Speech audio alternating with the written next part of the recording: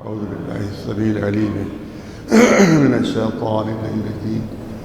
بسم الله الرحمن الرحيم. قال الله تبارك وتعالى في كتابه الحكيم وهو أصدق الصادقين: إن الله يحب الذين يقاتلون في سبيله صفا كأنهم بنيان مرصوص. صدق الله العلي العظيم. اللہ اعلان فرما رہا ہے کہ اللہ تو صرف ان بہادروں کو دوست رکھتا ہے کہ جو دشمن کے مقابلے میں اس طرح سے صف باندھ کے لڑتے ہیں کہ جیسے کوئی شیشہ پنائی ہوئی دیوار ہے۔ ٹرمپ کو اپنے مشیروں سے پوچھنا پڑا کیا چاروں طرف سے گھر چکا ہے، چاروں طرف سے اس کے دشمن ہیں، ہر طرف سے اس کو دھمکیاں ہیں، حملے کا ہر وقت خطرہ ہے، تو آخر یہ ایران جھک کیوں نہیں رہا ہے؟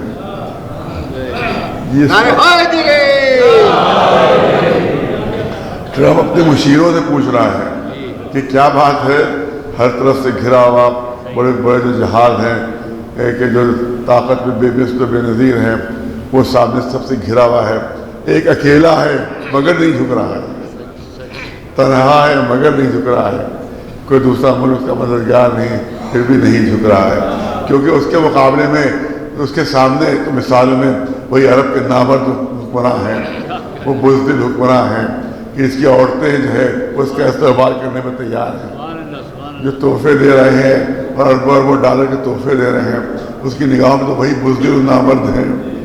اس کو تعجب ہو رہا ہے کہ ایران کو نہیں جھک رہا ہے، اس کو نہیں معلوم کہ جو اللہ کے سامنے جھک جاتا ہے ایک بار، وہ پھر دنیا کی کسی طاقت کے سامنے جھکتا نہیں۔ جو اللہ سے ڈرتا ہے وہ اس سے دنیا ڈرتی ہے، وہ دنیا سے نہیں ڈرتا ہے۔ اور اس کے بعد ظاہر ہے کہ آپ دیکھیں کہ اللہ کے لیے ہے کہ لیسا کمثلہ شیء، اللہ کی کوئی مثل نہیں مگر اللہ کا مثل موجود ہے۔ مثل نورہ کمشکوٰۃ، اللہ نے قرآن میں کہا ہے کہ میری مثل نہیں ہے مگر میرا مثل موجود ہے، میرا مثل موجود ہے۔ اللہ ایک حدیث قدسی ہے کہ رب اتینی عبدی اتینی اجرک مثلی، اے میرے بندے اگر میری کامل اطاعت کرے گا تو میں تجھ کو اپنی مثل بنا دوں گا۔ حدیث قدسی ہے، حدیث قدسی اللہ کے کلام ہے کہ عبدی اتینی اجعلک مثلی، اگر تو میری مکمل اطاعت کرے گا تو میں تجھے اپنی مثل بنا دوں گا۔ تو اس کا مطلب یہ ہے کہ جو بے مثل ہوتے ہیں ان کی کوئی مثل تو نہیں ہوتی ہے لیکن مثل ان کی ہوتی ہے۔ لہذا تو امام حسین نے ارشاد فرمایا کہ لا یباع مثلی مثلا، میرا ایسا یزید کی ایسوں کی بیعت نہیں کرتا۔ تو حسین کی مثل تو نہیں ہے مگر مثل موجود ہے۔ تو آج کے آیت اللہ خان نہیں ہے کہ جو مثل حسینی بن کر دنیا کو دکھا رہے ہیں کہ جس طرح سے حسین نے، ان کے آقا نے، ان کے مولا نے کوئی کسی کے سامنے سر نہیں جھکایا تھا، تو ان کا جو ماننے والا غلام ہے وہ بھی اس کسی کے سامنے سر جھکانے کی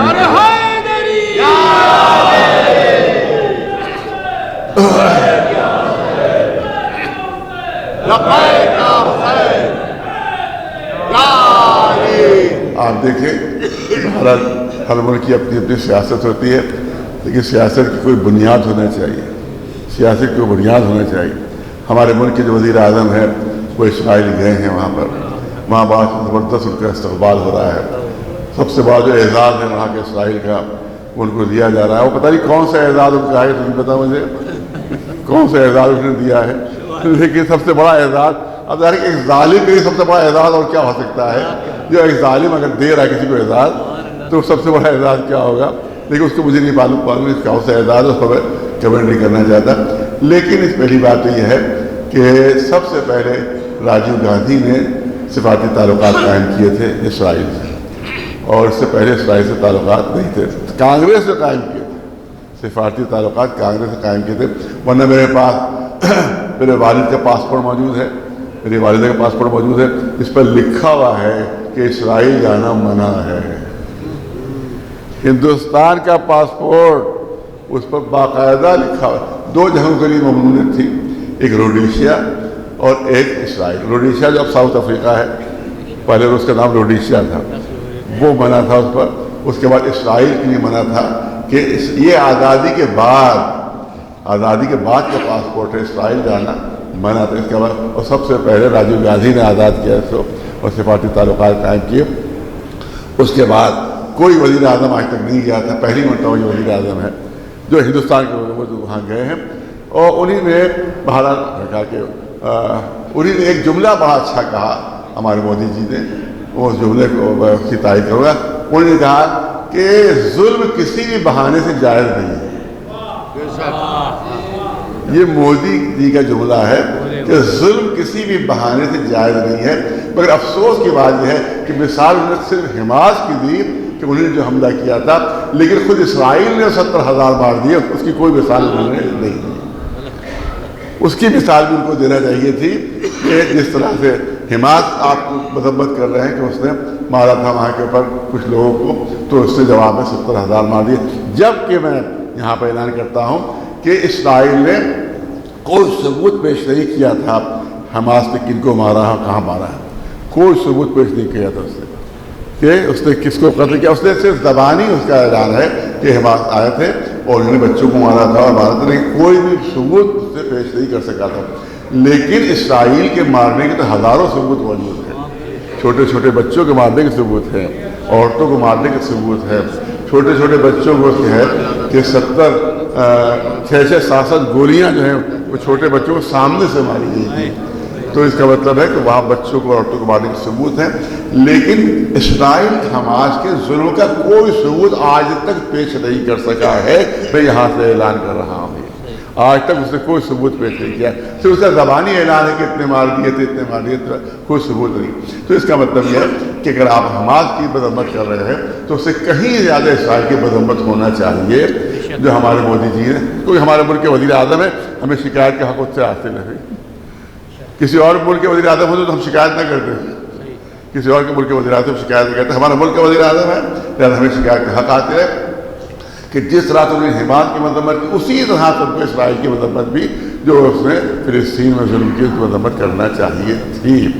اور دوسری چیز یہ ہے، آپ دیکھیں کہ خود گاندھی جی نے، ہم نے دیکھا یہ انٹرنیٹ پر آیا ہے کہ گاندھی جی نے اعلان کیا تھا، گاندھی جی کا اعلان یہ تھا کہ جس طرح سے فرانس والوں کا ہے، جس طرح سے انگلینڈ والوں کا ہے، جس طرح سے ہندوستان والوں کا، اسی طرح سے فلسطین عربوں کا ہے. یہ گاندھی جی اعلان کر چکے ہیں کہ مطلب فلسطین عربوں کا ہے اور اسرائیل نے جس کو نکالا ہے تو اس کے اسرائیل کا ظلم میں شمار کیا جائے گا. اسی طرح سے اٹل بہاری واجپئی بھی کہہ چکے ہیں، اس کی باقاعدہ انٹرنیٹ پر موجود ہے کہ اسرائیل نے ناجائز قبضہ کیا ہے فلسطین کی زمین کے اوپر اور اس کو ناجائز قبضہ یہ چھوڑنا ہوگا.